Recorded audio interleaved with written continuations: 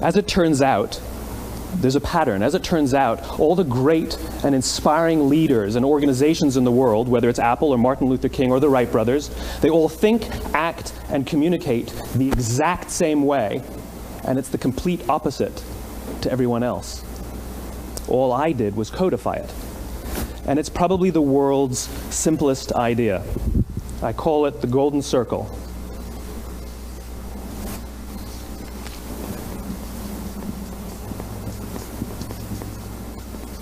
Why, how, what? This little idea explains why some organizations and some leaders are able to inspire where others aren't. Let me define the terms really quickly. Every single person, every single organization on the planet knows what they do, 100%. Some know how they do it, whether you call it your differentiating value proposition or your proprietary process or your USP. But very, very few people or organizations know why they do what they do. And by why, I don't mean to make a profit. That's a result. It's always a result. By why, I mean what's your purpose? What's your cause? What's your belief? Why does your organization exist? Why do you get out of bed in the morning? And why should anyone care? Well, as a result, the way we think, the way we act, the way we communicate is from the outside in. It's obvious. We go from the clearest thing to the fuzziest thing. But the inspired leaders and the inspired organizations, regardless of their size, regardless of their industry, all think, act, and communicate from the inside out. Let me give you an example. I use Apple because they're easy to understand and everybody gets it. If Apple were like everyone else, a marketing message from them might sound like this. We make great computers. They're beautifully designed, simple to use, and user-friendly. Want to buy one? Meh.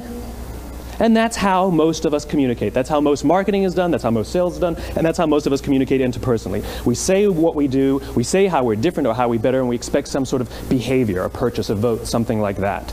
Here's our new law firm. We have the best lawyers with the biggest clients. We have, we always perform for our clients, do business with us. Here's our new car. It gets great gas mileage. It has, leather seats. Buy our car. But it's uninspiring. Here's how Apple actually communicates. Everything we do, we believe in challenging the status quo. We believe in thinking differently. The way we challenge the status quo is by making our products beautifully designed, simple to use, and user-friendly. We just happen to make great computers. Want to buy one? Totally different, right? You're ready to buy a computer from me. All I did was reverse the order of the information. What it proves to us is that people don't buy what you do, people buy why you do it. People don't buy what you do, they buy why you do it.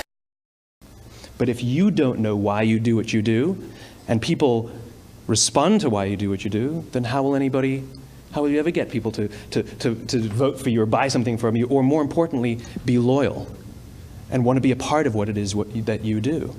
Again, the goal is not just to sell people who need what you have. The goal is to sell to people who believe what you believe. The goal is not just to hire people who need a job.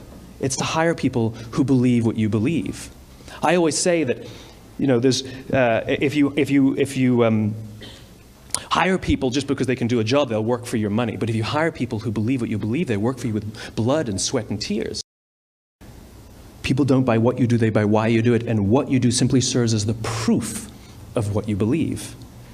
Now let me give you a successful example of the law of diffusion of innovation. In the summer of 1963, 250,000 people showed up on the Mall in Washington to hear Dr. King speak.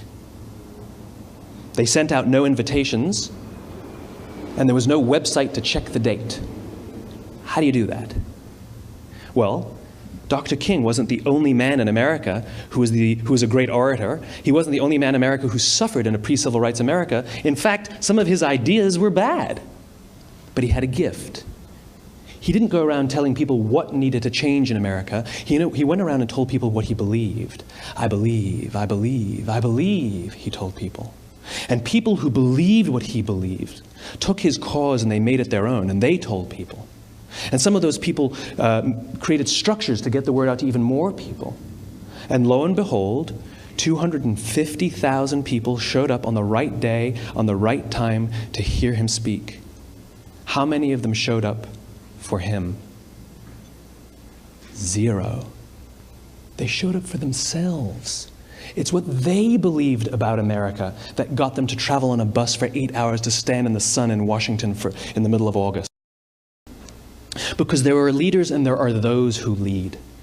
Leaders hold a position of power or authority, but those who lead inspire us. Whether they're individuals or organizations, we follow those who lead not because we have to, but because we want to. We follow those who lead not for them, but for ourselves. And it's those who start with why that have the ability to inspire those around them or find others who inspire them. Thank you very much.